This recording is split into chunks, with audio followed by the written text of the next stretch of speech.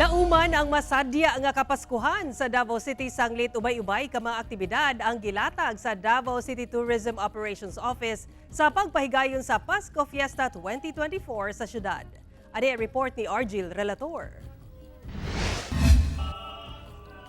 Jam-packed ang schedule gikan sa katapusan sa Nobyembre hangtod sa December 31, 2024 tungod sa 16 ka mga aktibidad subay sa Pasko Fiesta 2024 sa Davao City.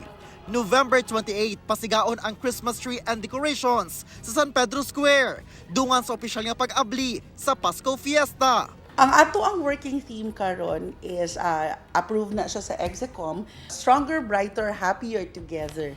Then ang ato ang theme decor, we will be using the blue and gold.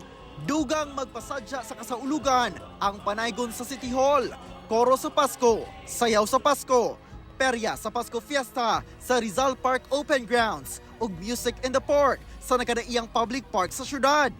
Gisayo ang pagpahigayon sa parada sa Pasko nga sa December 15 na, aron dili mudungan sa Christmas rush.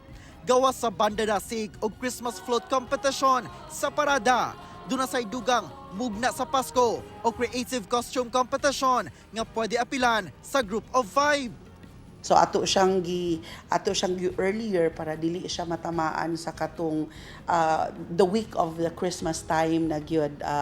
We are also considering gyud closely that the challenge of the traffic congestion sa ato ang city, especially na holiday season na.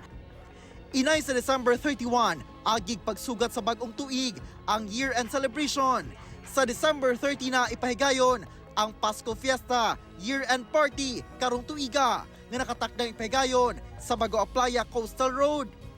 Aron mas mabati ug mas mapaduol sa mga lagyong bahin sa syudad ang Pasko Fiesta, doon na sa Christmas on Wheels ug kasadya sa distrito, diin duha ka hugna nga kalingawan ang ipahigayon sa nagkadaiyang lugar sa matag distrito sa syudad.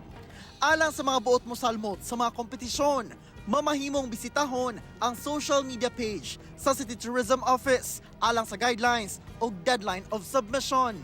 Kauban si Melchor Awing sa kamera. Ako si Argil Relator. 1 Mindanao.